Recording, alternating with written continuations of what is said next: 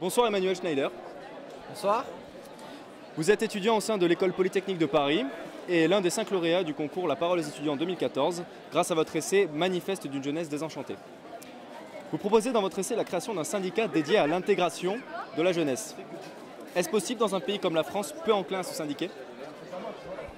Alors, ce que moi je dirais d'abord, c'est que l'idée principale derrière cette création est de donner une entité qui représenterait la jeunesse, puisque les syndicats traditionnels ont tendance à davantage défendre les travailleurs en place et déjà intégrés, même les chômeurs, mais il n'y a pas d'interlocuteur qui représente vraiment la jeunesse. Donc on pourrait lui donner le nom ou la forme qu'on veut, mais l'idée c'est de créer une entité vraiment forte et légitime en face de l'État d'un côté et des entreprises de l'autre pour défendre les intérêts de la jeunesse. Et c'est ça qui est primordial à mon sens à l'heure actuelle.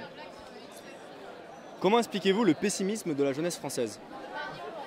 À mon avis, elle est multiple. Déjà, à mon avis, le point le plus important est de savoir que les représentants politiques sont devenus tendanciellement depuis 30 ans de plus en plus vieux.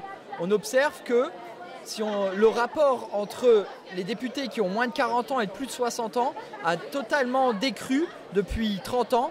Et donc les jeunes, à l'heure en fait où le monde se transforme de plus en plus vite, ont une représentation politique de plus en plus vieille. Et cela explique, à mon sens, on le voit par exemple même sur la loi Hadopi aujourd'hui, que les politiques et la manière dont ils conçoivent le monde sont décalés par rapport à la manière dont nous le vivons et simplement de la manière dont nous le percevons.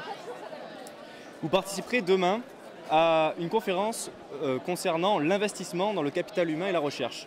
La recherche peut-elle constituer un pilier de la reprise? À l'heure où, à mon sens, l'innovation technologique, mais également organisationnelle et fondamentale, la recherche, aussi bien en sens social que technologique, est à mon avis un des éléments clés pour la reprise économique.